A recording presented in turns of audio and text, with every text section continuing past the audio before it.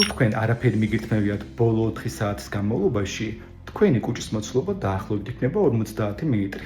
მაგრამ რამე მაინც თუ მიირთვით, მაგ საკვებისა და თქვენი ასაკის გათვალისწინებით, ეს მოცულობა კუჭისა შეიძლება გაიზარდოს 1 ლიტრამდე, ლიტრანახევრამდე.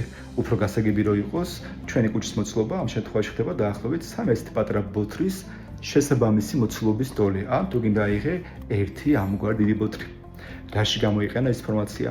თქვა წონაში იკლებ და გინდა რომ ეს კლება კიდევ უფრო ეფექტური გახადო. Შეიძლება საკვების მიღების წინ 15-20 წუთით ადრე დაცალოთ თქვა 1-500 მლ-იანი ბოთლით წყალი. ასე კუჭს დროებითად გადაავსებ.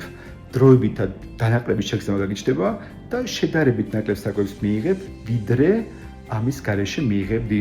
რაც იმას ნიშნავს, რომ წონაში ნაკლებად მოიმატებ. საბოლოო ჯამში მხოლოდ აი ამ მიდგომით 6 თვეზე შეიძლება დაახლოებით 5 კილოგრამის დაკლება.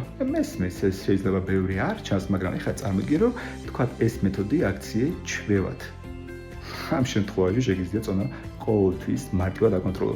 და ხო გაითვალისწინოთ, თუ გამაგრებელ სასმელებსაც ჩვეულებრივ წყლის ჩაანაცვლებ, მაშინ იმ კალორიებსაც აღარ მიიღებ, რაც გამაგრებელ სასმელებშია. ასე რომ, წყალი დაახმარე.